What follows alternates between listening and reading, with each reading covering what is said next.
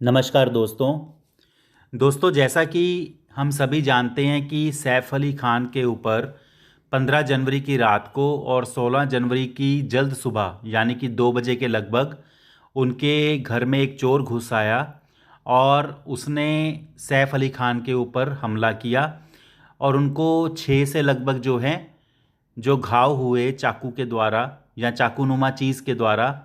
तो आइए जरा उनकी कुंडली के ऊपर देखते हैं कि ये किस प्रकार से स्थिति है। देखिए, कुंडली जो है उनकी सैफ अली खान की, जो उनकी डिटेल मैंने ली वो कई सोर्सेस या कई जगह से मैंने वेबसाइट के ऊपर देखा। तो 16 अगस्त 1970 का जन्म, रात के 11:20 का दिल्ली का जन्म है। और ये लगभग 3-4 जगह पर जब ये जन्म विवरण मिला तो इसी को लेकर लेकर मैंने चार्ट का विश्लेषण किया।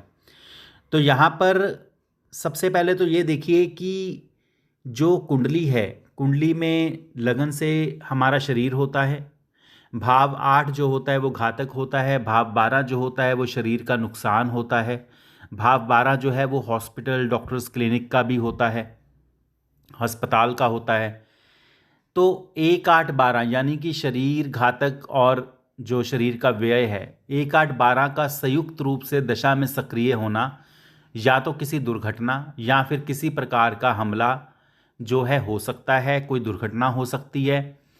और यदि दशा में मंगल जुड़ रहा हो, केतु जुड़ रहा हो, तो वो धारदार हथियार के द्वारा ऐसी स्थिति हो सकती है। और यदि ऐसा हमला होता है उसके बाद शरीर वो एक तरह से रोग ग्रसित हो जाता है। भाव 6 वो रोग का होता है और भाव 5 छठे भाव रोग का व्यय होने से रिकवरी का होता है। और तो भाव 5 वो रिकवरी का होता है। तो यदि भाव 4 सक्रिय हो तो रिकवरी में देरी होती है। इस प्रकार से उसमें हम समझते हैं। अब जैसा कि यहाँ पर आप देख सकते हैं कि 16 अगस्त 1970 रात के 11:20 का चार्ट जो मैंने बनाया है। तो यहाँ पर हम देखते हैं कि ये मेष लगन की कुंडली है और लगन में ही शनि है जो कि 28 डिग्री 56 कला का है। और शनि की जो तीसरी, सातवीं और 10वीं दृष्टि होती है, तो तीसरी दृष्टि तीसरे भाव पर, सातवीं दृष्टि सप्तम भाव पर और दशम दृष्टि दशम भाव पर। तो यहाँ पर एक तो शनि 28 डिग्री का है, लगन और सप्तम भाव भी 28 डिग्री का है। तो लगन और सप्तम भाव के साथ इसकी युति हो रही है। उसके अलावा दशम दृष्टि में जो चंद्रमा आ रहा है, चंद्रमा की 24 डिग्री 29 कला है। तो 3 डिग्री 20 ऑर्बिट के अंतर्गत शनि की चंद्रमा के ऊपर वो युति दृष्टि भी है। तो इनका महत्व वो आगे विश्लेषण में आपको पता चलेगा। तो आइए जरा आगे हम देखते हैं। अब यहाँ पर ये मेष लगन की कुंडली है और जैसा कि मैंने आपको बताया चर लगन की कुंडली है। ये मेष लगन की कुंडली चर लगन की होती है। चर लगन वालों के लिए 1, 6, 8, 12 ये दिक्कत देने वाले, दूसरा और 7वां भाव ये मारक भाव होते हैं और 11वां भाव जो होता है बाधक भाव होता है। तो यहाँ पर हम ये देखेंगे कि 16 जनवरी की जल सुबह इनके ऊपर जब हमला हुआ तो क्या दशा चल रही थी।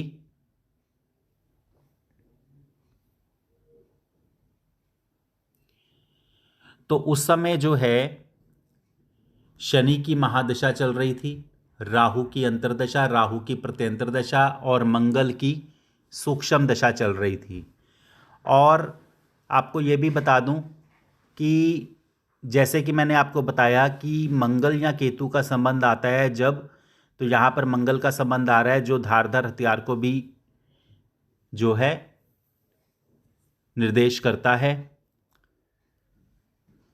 और यहाँ पर यदि हम देखें जो सूक्ष्म दशा है, सूक्ष्म दशा यदि आप देखेंगे चंद्रमा की 15 जनवरी 2025 तक थी। उसके बाद यदि आप देखेंगे तो मंगल की शुरू हो गई। यानी कि चंद्र की रात्रि यदि आप देखेंगे 15 जनवरी की रात्रि 2:39 तक, उसके बाद जो है मंगल की शुरू होगी, जो कि 24 जनवरी तक सूक्ष्म दशा जो है चलेगी। तो 16 जनवरी के अंतर्गत मंगल की सूक्ष्म दशा आती है। आइए अब जरा हम दुर्घटना के भावों के कार्येश ग्रहों को भी देख लें। तो यहाँ पर आप देख सकते हैं कि मैंने जैसे कि बताया 1, 8, 12, तो पहला भाव जो है वो लगन का होता है, असेंडेंट का। 8वां भाव जो होता है ये दुर्घटना, और 12वां भाव ये संयुक्त रूप से 1, 8, 12 जो है दुर्घटना के भावों को दर्शाते हैं, या किसी प्रकार से हमला हो। तो लगन के जो को रूलर है, यदि हम देखें तो मंगल, सूर्य, मंगल हैं। और लगन के जो कार्येश हैं वो शनि, चंद्र, मंगल हैं। 8वें भाव के कार्येश जो है चंद्र और मंगल हैं। और 12वें भाव का इकलौता कार्येश जो है वो है गुरु है। अब ध्यान दीजिएगा, शनि की महादशा चल रही थी, राहु की अंतर्दशा, राहु की प्रत्यंतर दशा और मंगल की सूक्ष्म दशा। तो शनि और चंद्र का, जैसे कि मैंने आपको बताया था, युति दृष्टि भी थी चंद्र के ऊपर शनि की। तो चंद्रमा भी यहाँ पर है और मंगल भी है, और जो धारदार हथियार को भी दर्शाता है। अब गुरु का रोल यदि हम कहें, अब 12वें भाव का इकलौता कार्येश गुरु है, और अंतर्दशा और प्रत्यंतर दशा राहु की थी। तो राहु यहाँ पर आप देखेंगे तो पिक्चर में नहीं आ रहा। तो अब ध्यान देने वाली बात है कि राहु जो है पिक्चर में नहीं आ रहा और उनके ऊपर हमला हुआ। तो आपको एक बात बता दूं कि एक नियम ऐसा, किसी भाव का कोई ग्रह इकलौता कार्येश हो, जैसे 12वें भाव का इकलौता कार्येश गुरु है, तो इसका नक्षत्र और उपनक्षत्र भी अहम रोल अदा कर सकता है उस भाव के लिए। तो आइए जरा हम देखते हैं कि गुरु का नक्षत्र उपनक्षत्र कौन है। तो यहाँ पर हम देख सकते हैं कि गुरु राहु के नक्षत्र में है और राहु के ही उपनक्षत्र में है। गुरु जो है शुक्र की राशि, राहु के नक्षत्र, राहु के उपनक्षत्र, राहु के उप उपनक्षत्र में। तो 12वें भाव का इकलौता कार्येश गुरु होने से अब 12वें भाव का राहु भी जो है फल देने में सक्षम है। तो जो दशा है शनि राहु राहु मंगल, इस प्रकार से 1, 8, 12 भावों की कार्येश हुई। तो 1, 8, 12 भावों के कार्येश ग्रहों की दशा, अंतर्दशा, प्रत्यंतर दशा में शरीर के ऊपर जो है नुकसान, तो ये लगन के कार्येश थे, ये 8वें भाव के कार्येश थे, और ये 12वें भाव का इकलौता कार्येश गुरु था, जो राहु के ही नक्षत्र और राहु के ही उपनक्षत्र में है। तो इस प्रकार से आप देखेंगे शनि राहु राहु मंगल की जो दशा है उसमें ही इनके ऊपर जो है हमला हुआ। अब बात आती है कि इनकी रिकवरी की। तो अब यहाँ पर मैंने इनका जो है चार्ट भी ओपन कर लिया है, जैसे आप देख सकते हैं। केपिस्टेलर है, प्ले स्टोर से ये है लिया हुआ, डाउनलोड किया हुआ। तो इसके द्वारा ही मैं जो है देख रहा हूँ ये चार्ट। और जैसा कि मैंने आपको बताया, अब यहाँ पर यदि हम देखते हैं तो सबसे पहले तो शनि की महादशा,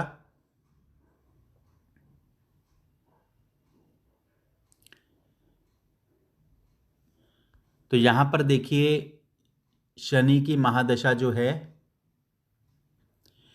अब इसमें 5वां भाव जो है रिकवरी का एक्टिव है, साथ ही चौथा भाव भी है, तो रिकवरी जो है धीरे होगी। और शनि की महादशा में जो है राहु की अंतर्दशा और राहु की प्रत्यंतर दशा। तो आप देख सकते हैं कि राहु किस प्रकार से 1, 8, 12 भाव, साथ ही 1, 6, 8, 12 इन भावों का कार्येश है। और 12वां भाव हॉस्पिटल का, छठा भाव क्योंकि इतने जो है जख्म हुए उसके बाद शरीर भी रोग ग्रसित हो जाता है। और साथ ही रिकवरी का 5वां भाव भी जो है एक्टिव है, और साथ ही चौथा भाव भी एक्टिव है। तो चौथा भाव एक तरह से रिकवरी में थोड़ी देरी करता है, तो समय लगेगा शरीर को ठीक होने में। और उसके साथ ही शनि राहु राहु मंगल, तो मंगल को भी हम देख सकते हैं। मंगल जो है सूक्ष्म दशा स्वामी, और मंगल भी 1, 8 और छठा भाव और उपनक्षत्र राहु 1, 6, 8, 12। तो और साथ ही आप देख सकते हैं रिकवरी के भाव भी, तो ये दशा में सक्रिय थे। तो सैफ अली खान को यदि हम देखें शनि राहु राहु मंगल की दशा में ये जो भाव सक्रिय थे और इनके ऊपर जो हमला हुआ, तो उस समय चल रही दशा में ये साफ तौर पर पता चलता है। तो यहाँ पर आप समझ सकते हैं इस उदाहरण को कि किस प्रकार से चल रही दशा में यदि भाव एक्टिव हों तो ऐसी स्थिति जो है बन सकती है, यानी कि शरीर के ऊपर जो है किस प्रकार से कष्ट आ सकता है। तो इस प्रकार से सैफ अली खान का जो है ये चार्ट देखा गया। तो आप सभी समझे। यदि कोई प्रश्न हो तो कमेंट बॉक्स में आप प्रश्न पूछ सकते हैं। इसके अलावा आगे भी उदाहरणें जो हैं दी जाएंगी तरह तरह की, तो आप हमेशा जुड़े रहें। धन्यवाद।